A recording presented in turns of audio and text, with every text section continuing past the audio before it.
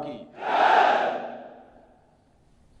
Air Chief Marshal AP Singh, Chief of Air Staff, Air Marshal Nagesh Kapoor, OC&C South Western Air Command, Lieutenant General Dheeraj Seth, GOC&C Southern Command, Commander Sudeep Malik, NOIC Gujarat, Shri Anant Kumar DIG Vaishya, Commandant Shri Sandeep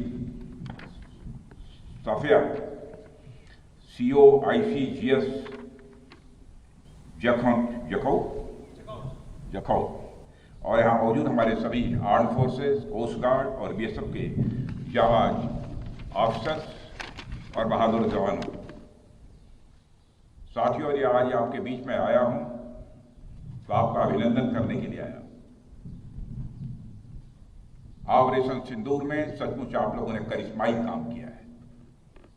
Bharat का मस्तक सारी दुनिया में आपने ऊंचा किया है, इसलिए मैं आप सबके बीच आया। इसलिए ऑपरेशन सिंदूर के दौरान जो हमारे सैनिक अथवा हमारे सिविलियंस जो ही शहीद हुए हैं, मैं सबको मैं नमन करता हूं, और जो हमारे बहादुर जवान घायल हुए हैं उनके शीघ्र स्वस्थ होने की भी मैं ईश्वर से मैं कामना करता हूं। आप जानते हैं कि हमारे देश की मजबूत भुज में आप सबके बीच आकर मुझे स्वाभाविक रूप से गौरव की अनुभूति हो रही है। और यह भुज 1965 में पाकिस्तान के खिलाफ हमारी जीत का भी साक्षी रहा है, और यह भुज 1971 में पाकिस्तान के खिलाफ हमारी जीत का भी यह साक्षी रहा है। और आज एक बार फिर यह भुज पाकिस्तान के खिलाफ हमारी जीत का साक्षी बना है। इसकी मिट्टी में देशभक्त की खुशबू है, और यहाँ के जवानों में भारत की सुरक्षा का एक अडिग संकल्प भी है। मैं आप सभी एयर वॉरियर्स, समस्त आर्म्ड फोर्सेस और अपने BSF के सभी जाबाजों का यहाँ पुनः अभिनंदन करता हूँ।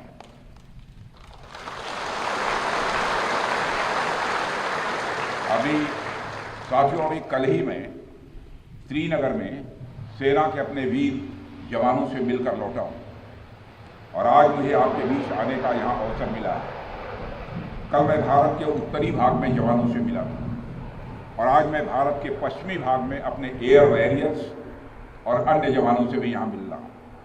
दोनों ही फ्रंट्स पर हाई एनर्जी और हाई जोश देखकर सच्चाई है कि मैं स्वयं को अपने को उत्साहित महसूस कर रहा हूँ, और आश्वस्त हूँ कि भारत की सीमाएं आप सभी के मजबूत भुजाओं से पूरी तरह से सुरक्षित है। ऑपरेशन सिंदूर, और मैं बताना चाहता हूँ ऑपरेशन सिंदूर नाम किसने दिया? ऑपरेशन सिंदूर का नाम हमारे देश के यशस्वी प्रधानमंत्री आदरणीय नरेंद्र मोदी ने दिया, जो इसी जापान की धरती, इसी गुजरात की धरती पर गुजराती मां के और ऑपरेशन सिंदूर के दौरान जो कुछ भी आपने किया है, समस्त हिंदुस्तानियों को, चाहे वो भारत के रहने वाले हों अथवा दुनिया के दूसरे देशों में रहने वाले हों, सभी गौरवान्वित हुए हैं। भारतीय वायुसेना के लिए सिर्फ 23 मिनट यह काफी थे पाकिस्तान की सरजमी पर पल रहे आतंक के अजगर को कुचलने के लिए, और वह आपने करके दिखाया है।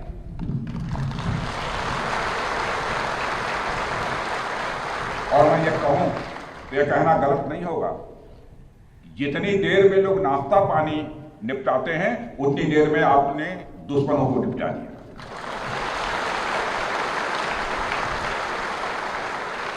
आपने दुश्मनों की जमीन पर जाकर आपने मिसाइलें गिराई है। उसकी गूंज केवल भारत की सीमाओं तक ही सीमित नहीं रही है, बल्कि सारी दुनिया ने सुना है मेरे दोस्तों, सारी दुनिया ने सुना। और वास्तव में वह गूंज सिर्फ मिसाइल्स की ही नहीं थी, वह गूंज थी आपके शौर्य की और भारत के सेना के जवानों के पराक्रम की। ऑपरेशन सिंदूर में भारतीय वायुसेना ने जो प्रभावी भूमिका निभाई है, उसकी सराहना इस देश में ही नहीं बल्कि दुनिया के दूसरे देशों में भी हो रही है। आपके इस ऑपरेशन में न केवल दुश्मनों को डोमिनेट किया है आपने, बल्कि उन्हें डेसिमेट करने में भी कामयाबी हासिल की है। आतंकवाद के खिलाफ चलाए गए इस अभियान को नेतृत्व हमारी एयरफोर्स ने ही किया, और हमारी एयरफोर्स एक ऐसी स्काई फोर्स है जिसने अपने शौर्य, पराक्रम और प्रताप से आसमान की नई और बुलंद ऊंचाइयों को भी छू लिया है। मैं chief air marshal AP Singh को भी इसके लिए मैं बधाई देना चाहता हूं, उनके पूरे ऑफिसर्स, उनके पूरे टीम, उनके सारे जवानों को भी मैं बधाई देता हूं। और साथियों, कोई छोटी बात नहीं है कि हमारी एयरफोर्स की पहुंच पाकिस्तान के हर कोने तक है, और ये बात पूरी तरह से साबित हो चुकी है तो हमारी तीनों फोर्सेस की, लेकिन आज एयरबेस पर आए हूं इसलिए मैं इसकी चर्चा कर रहा हूं। और आज स्थिति यह है कि भारत के फाइटर प्लेन बिना सरहद पार किए ही यहीं से उनके हर कोने तक सीधा प्रहार करने में पूरी तरह से सक्षम है। और पूरी दुनिया ने देख लिया है कि कैसे आपने पाकिस्तान की धरती पर मौजूद आतंकवाद के 9 ठिकानों को ध्वस्त कर दिया। बाद में की गई कार्रवाई में उनके अनेक एयरबेस भी तबाह कर दिए गए। ऑपरेशन सिंदूर के दौरान इंडियन एयरफोर्स ने केवल पराक्रम ही नहीं दिखाया है, बल्कि पूरी दुनिया के सामने प्रमाण भी दिया है। प्रमाण इस बात का कि अब भारत की युद्ध नीति और टेक्नोलॉजी यानी तकनीक भी दोनों बदल चुकी है। आपने प्रधानमंत्री मोदी जी के नेतृत्व में नए भारत का संदेश पूरी दुनिया तक इस बार पहुंचा दिया है।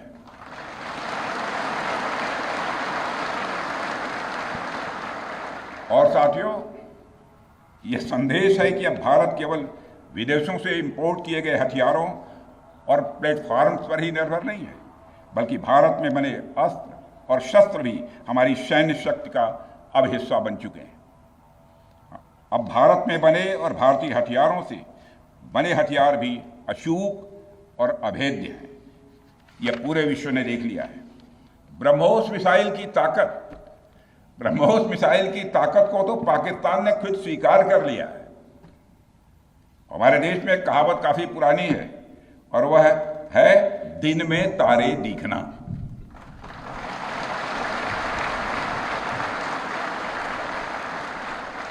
मगर भारत में बनी ब्रह्मोस मिसाइल ने पाकिस्तान को रात के अंधेरे में दिन का उजाला दिखा दिया है।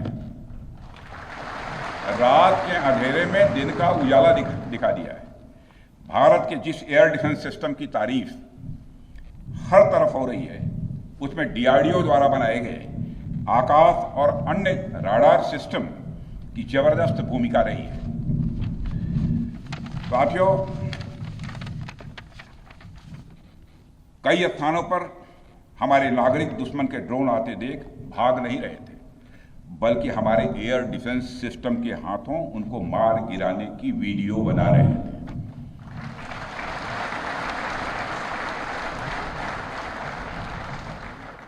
अब ड्रोन देखकर लोग भागने लगते हैं, लेकिन हमारे भारत के नागरिक वीडियो बना रहे थे। साथियों, आपने पाकिस्तान में मौजूद टेरर इंफ्रास्ट्रक्चर के खिलाफ प्रभावी कार्रवाई की है, मगर पाकिस्तान फिर से इस कोशिश में लग गया है कि ध्वस्त हुए आतंकी ढांचे को फिर से खड़ा किया जाए।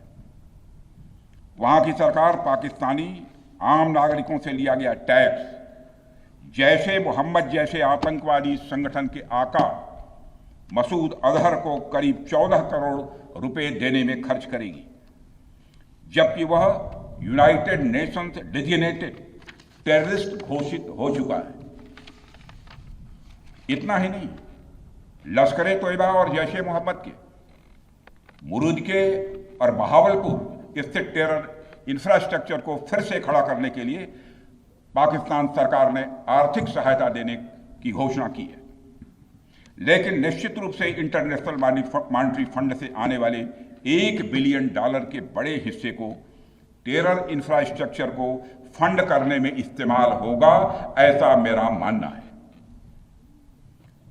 क्या यह इंटरनेशनल मॉनेटरी फंड IMF द्वारा, जो कि एक इंटरनेशनल ऑर्गेनाइजेशन है, उसके द्वारा इनडायरेक्ट फंडिंग इसे नहीं माना जाएगा? मैं दुनिया के लोगों के सामने यह सवाल रखना चाहता हूं। इसलिए मैं मानता हूं कि आज के समय में पाकिस्तान को किसी भी तरह की आर्थिक सहायता टेरर फंडिंग से कम नहीं है। भारत यही चाहेगा कि IMF पाकिस्तान को अपनी $1 बिलियन की असिस्टेंस पर वह पुनर्विचार करे और आगे भी किसी भी तरह की सहायता देने से IMF परहेज करे। भारत नहीं चाहता जो फंडिंग हम IMF को करते हैं वह डायरेक्ट या इनडायरेक्ट किसी भी तरीके से पाकिस्तान या किसी भी देश में टेरर इंफ्रास्ट्रक्चर को बनाने में वह इस्तेमाल की जाए। हम नहीं चाहते। साथियों, अब यह स्पष्ट हो गया है कि पाकिस्तान में आतंकवाद और वहां की सरकार का चोली दामन का संबंध है। स्टेट और नॉन स्टेट एक्टर के बीच का नकाब अब पूरी तरह से उतर चुका है। अतः इस परिस्थिति में यदि वहां परमाणु अस्त्र, एटॉमिक वेपन रहते हैं तो इस बात की संभावनाओं को भविष्य में नकारा नहीं जा सकता कि कभी वो आतंकवादी तत्वों के हाथों में चले जाएं। ये सिर्फ भारत के लिए नहीं बल्कि पूरी दुनिया के लिए और पाकिस्तान की आम जनता के लिए भी एक गंभीर खतरे की बात होगी। सारे विश्व और खासकर पाकिस्तान की आवाम को यह समझना होगा कि वो कितने बड़े खतरे के मुकाम पर बैठे हैं। वो एक ऐसे बारूद की ढेर पर बैठे हैं जिसके चारों तरफ माचिसों आपस में लड़ते हुए लोग हैं। इस हालात के लिए पाकिस्तान की फौज को संदेश देना चाहूंगा, कागज का है लिबास, कागज का है लिबास, चिरागों का शहर है, चलना संभल संभल के क्योंकि तुम नशे में हो।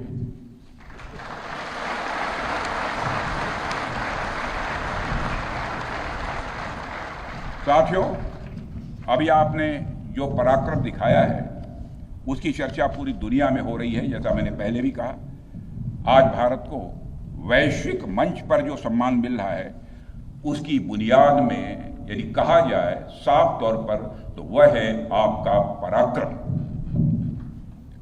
और यही कारण है कि भारत का बच्चा बच्चा आपको अपना आइडल मानता है, बच्चा बच्चा आपको अपना आदर्श मानता है। आपने पूरे देश को यकीन दिलाया है कि नया भारत अब सहन नहीं करता बल्कि वह पलटकर जवाब देता है।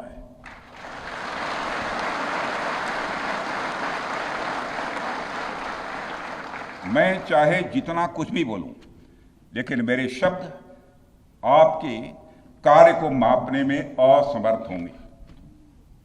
मैं कृतज्ञ राष्ट्र की ओर से आप सबके प्रति पुनः आभार व्यक्त करता हूं। साथियों, अब आतंकवाद के विरुद्ध लड़ाई केवल सुरक्षा का विषय नहीं बल्कि नेशनल डिफेंस डॉक्ट्रिन का यह हिस्सा बन चुकी है। हम आपके साथ मिलकर इस प्रॉक्सी और हाइब्रिड वॉरफेयर को जड़ से समाप्त करेंगे। रक्षा मंत्री होने के नाते यह संकल्प मैं दोहराना चाहता हूं। अब हमारा भारत पहले का भारत नहीं है। प्रधानमंत्री के नेतृत्व का यह नया भारत का जन्म हो चुका है। मेरे बहनों भाइयों, हम हमारे आराध्य श्री राम के उस मार्ग का अनुसरण करते हुए आगे बढ़ रहे हैं जिसमें वह आसुरी शक्तियों के विनाश का प्रण लेते हैं। निश्चरहीन करौं मही भुज उठाई पण कीन, अर्थात जिस प्रकार भगवान राम ने अपनी भुजाओं को उठाकर धरती को राक्षस विहीन करने का प्रण लिया था, ठीक उसी प्रकार श्री राम के आदर्शों का पालन करते हुए हमने भी आतंकवाद को जड़ से समाप्त करने का संकल्प लिया है।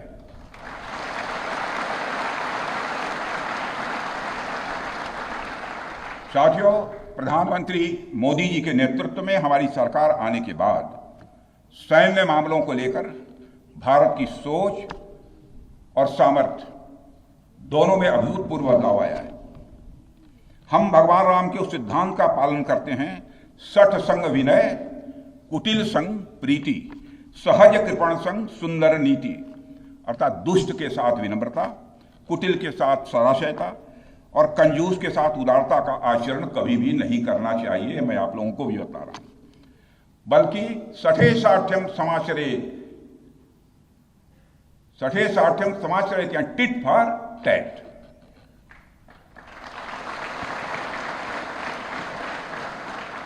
साथियों, ऑपरेशन सिंदूर ने यह स्पष्ट संदेश दे दिया है कि हमने शांति के लिए जितना अपना दिल खोल कर रखा है, शांति को नष्ट करने वालों के विरुद्ध उतना ही अपना हाथ भी खोल कर रखा है। साथियों, एक और बात मैं यहां साफ कहना चाहूंगा कि ऑपरेशन सिंदूर अभी खत्म नहीं हुआ है। जो कुछ भी हुआ है वह सिर्फ एक ट्रेलर मात्र था। अब समय आएगा, जब भी सही समय आएगा, तो हम पूरी पिक्चर भी दुनिया को दिखाएंगे।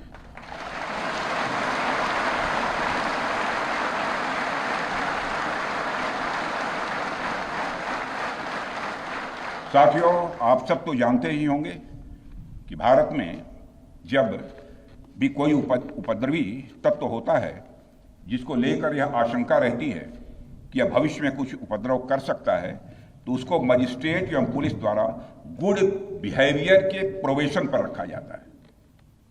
कोई गड़बड़ करता है तो उसको कुछ समय के लिए मजिस्ट्रेट गुड बिहेवियर के प्रोबेशन पर रखते हैं। अगर वह व्यक्ति प्रोबेशन के दौरान कोई भी शरारत करता है तो उसे उचित दंड भी दिया जाता है। ठीक उसी तरह वर्तमान सीज फायर में हमने पाकिस्तान को बिहेवियर के आधार पर अभी प्रोबेशन पर रखा हुआ है। यदि उसका बिहेवियर सुधरता है तब तो ठीक, और यदि बिहेवियर में फिर से गड़बड़ी आती है तो उसको कड़े से कड़ा दंड दिया जाएगा।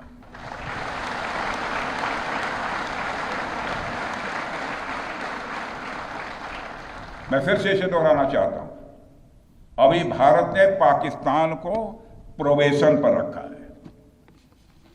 वैसे भी माननीय प्रधानमंत्री ने हाल ही में एक बात बहुत साफ कही है कि आतंक प्रहार अब न्यू नॉर्मल है। यह न्यू इंडिया का न्यू नॉर्मल है। अब हमने साफ कर दिया है कि हमारी संप्रभुता को यदि कोई नुकसान पहुंचाएगा तो अब प्रहार भी झेलेगा। आतंकवाद का हम लाउडर और स्ट्रांगर जवाब देने के लिए तैयार हैं। साथियों, मैं जब देश के अलग अलग हिस्सों में जाता हूं तो एक बात हर जगह सुनने को मिलती है कि हमें हमारी सेनाओं पर गर्व है। और क्यों न हो, आप सबने अपने पराक्रम से, अपने शौर्य से पूरे देश के दिल में एक अपनी खास जगह बनाई है। लेकिन क्या सिर्फ गर्व और सम्मान ही काफी है? मेरा मानना है नहीं। साथियों, कुछ साल पहले हम दुनिया से हथियार खरीदते थे, आज हम खुद बना रहे हैं बहुत सारे हथियार। कुछ लेते भी हैं, artillery systems, radar systems, missile shields, drones और काउंटर ड्रोन्स जैसे साजो सामान आज हम भारत में ही मैन्युफैक्चर कर रहे हैं। हम इंपोर्टर से एक्सपोर्टर बन रहे हैं और यह केवल शुरुआत भी है, केवल शुरुआत भर है। मैं आप सबको एक बार फिर ऑपरेशन सिंदूर की सफलता पर तहे दिल बधाई देता हूं। और मैं बस इतना कहूंगा कि आपके पराक्रम ने यह दिखा दिया है कि यह वो सिंदूर है, यह वो सिंदूर है जो श्रृंगार का नहीं बल्कि शौर्य का प्रतीक है। यह वह सिंदूर है जो सौंदर्य का नहीं बल्कि संकल्प का प्रतीक है। यह सिंदूर खतरे की वह लाल लकीर है, यह सिंदूर खतरे की वह लाल लकीर है जो भारत ने अब आतंकवाद के माथे पर खींच दी है। मैं इस अवसर पर साथियों आप सभी के साथ साथ देश की जनता का भी आभार प्रकट करता हूं। भारत की जनता ने एकजुटता और समझदारी का परिचय देते हुए आप सभी का, सरकार का, यानी पूरे देश का सहयोग किया है। इस लड़ाई में न केवल सरकार आर्म्ड फोर्सेस और सुरक्षा सभी नागरिक एकजुट थे और मैं कह सकता हूं कि भारत का हर नागरिक इसमें सिपाही की तरह भागीदार था। मैं देश की उन माताओं को भी प्रणाम करना चाहता हूं जिनकी कोख से आप जैसे बहादुरों ने जन्म लिया है।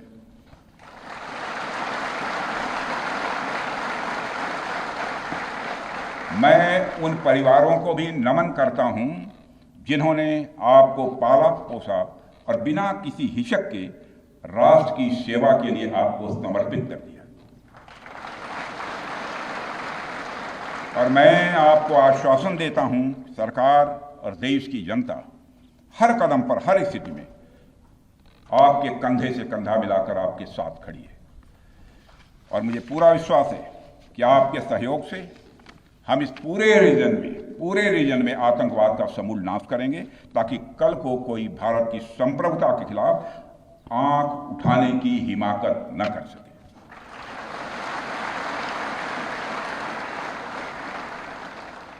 साथियों, मैं कहना चाहूंगा कि भारत की सेना जो